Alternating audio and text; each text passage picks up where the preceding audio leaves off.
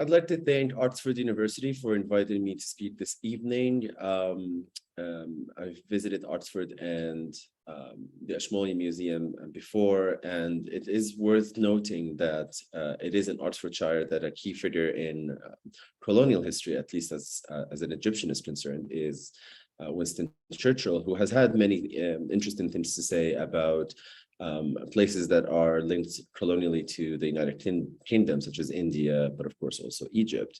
The United Kingdom seems to be going through some difficult times at the moment, perhaps getting a taste of the measures of austerity that have been imposed under colonialism across the world.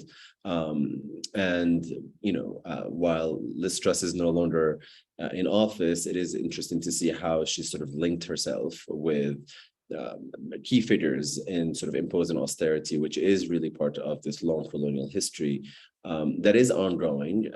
Of course, it's very difficult to think about issues of decolonization within the museum context without thinking about the ongoing continuation of colonial practices, particularly with military, but also financial institutions. The UK maintains a strong military presence across the Middle East and in the Horn of Africa to this day. And while this is happening, as a background, there are conversations taking place within the United Kingdom with regards to decolonizing museums and collections. Often this conversation is limited to notions of what to do with objects already on display, their histories perhaps, but also the reprisal of the institution in general. However, this still falls short of engaging with these ongoing colonial realities when it comes to military intervention and the financial exploitation of former colonies. With the recent death of the Queen, there were a lot of images circulated regarding her relationship to African leaders, such as Nkrumah of Ghana. However, these images obscure the fact that Nkrumah himself was deposed in a coup d'etat some years after this image was taken. And of course, this was arranged in collaboration with intelligence institutions and military institutions that are sort of an offshoot of settler colonies that really have their origin in the United Kingdom, such as the United States, where the CIA was actively involved in this overthrow. And of course, it wasn't the only overthrow in Africa in the so-called decolonizing period. For example, Lumumba of Congo also faced a similar fate as the first freely elected prime minister of the country. He was also overthrown shortly after. And this is also in the context of suppression of uprisings and revolutions across the African continent, such as what happened in Kenya with the Mau Mau. And all of this is historical background that seems to be obscured, kept sort of away from public discourse on a wider basis. And it is happening, this process of making it invisible is happening while sort of what British institutions have continued to do, which is to exploit Africa and other former colonies financially, if it wasn't militarily. And in many cases, both are happening. For example, a recent documentary titled Britain's Second Empire shows that while African debt in 2008 was at $177 billion, the wealth that was transferred out of Africa by elites who were put in place through these coups d'etats and other measures was about fivefold at over $900 billion. And this is an ongoing colonial reality while museums are discussing how to decolonize their collections and their displays. The title of this talk, History Under the Stairs, comes from an encounter, an anecdote that I'm happy to share, which was when I worked at the British Museum as a full-time employee for 2 years on a collecting project to add to the permanent collection objects from modern Egypt from the past century. At a department meeting with the presence of everyone from the Egypt and Sudan department and the director of the British Museum, I was asked, where would I imagine the objects that I'm collecting to be presented and displayed in a sort of a new version of the museum displays that sort of challenges existing narratives. And this curator, who is a full-time employee French at the Egypt and Sudan department, Marcel Marais, interrupted me when the question was directed at me and said, these objects belong under the stairs. And of course, This is another challenge that museums, I think, need to face when it comes to histories of colonialism, but also the relationship of these museums to this history. And of course, current staff, what do they actually think about this history? And I think we got an indication when the British culture minister responded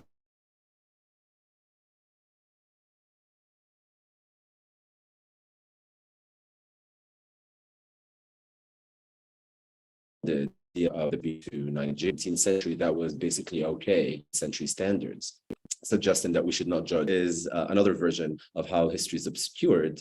And this is an indication, or it signifies that, first of all, that there's a notion of progress, at least from a British perspective. Of course, from the perspective of those who've been colonized, it wasn't okay to loot in the 19th century. And of course, looting continues till this day under the various processes of antiquity theft that are ongoing in former and present colonies. So I worked at the British Museum. It was a very challenging situation for someone who is Egyptian. The museum is under fire for a lot of questionable objects in its collection, questionable in terms of their acquisition. But I had to collect objects from Egypt. And so what I had to do was to find objects from the last century that represent everyday life. That was my approach, by looking at mass-produced items such as radios, consumer products, one of the earliest typewriters, another example, advertising that can tell us about capitalism in the country at the time, but also the diversity of the Egyptian community at the time, in terms of who was creating these brands and so on, and products, print items, photography. And some of these items are actually still on display at the British Museum at the moment, in the same room where the Rosetta Stone is located. Right in front of it are these 10 items, which tell stories about language, education, reading, and so on in the 20th century in different formats. But what I find challenging is how to insert these items when the institutions still have trouble understanding what decolonization can really mean. And when top curators from these institutions have comments such as that this history belongs under stairs, of course, because it's not grand stone monuments, it is seen as less significant. And this fits within this sort of bogus genealogical notion of history, in which there's an idea of progress. Again, kind of this notion that was triggered by the culture minister when he said, the practices of the past are no longer okay today. But again, from the perspective of those who have been colonized, they were not okay then. And of course, all of this continues in different formats. The notion of progress we can see in products being proposed today as part of a sustainable future, but I cannot look at a Tesla without looking and realizing that it takes exploitation of the chondro still in order to produce the material necessary for its batteries. And of course, the chondro was already exploited, let's say, for example, in World War I, to produce the rubber that was needed to create the military machines that made the war possible. And it's really in this notion, as a flip side to this notion of progress, is this kind of fear of a coming apocalypse that many seem to have around the world at the moment, as the doomsday clock is closer to midnight as it ever has been. But I would argue that the apocalypse has been, in many parts of the world, already a fact, a historical fact, as part of this colonial history. And again, I think that these are questions that are very serious, that should be taken into consideration when we're looking at museums, their collections, and what do we really mean by decolonization. I'd like to end by introducing you to a new project that I am currently working on, which is a web project, atimeline.com, and it looks at histories of design and architecture and objects, with a focus on Latin America and the Arab region, regions that I think have a lot in common, and also to break away from this global south dichotomy by comparing these regions and the histories that they experience without a sort of a notion of progress embedded into that history. Thank you so much for giving me the chance to speak to you today, and I hope you enjoy the rest of your evening.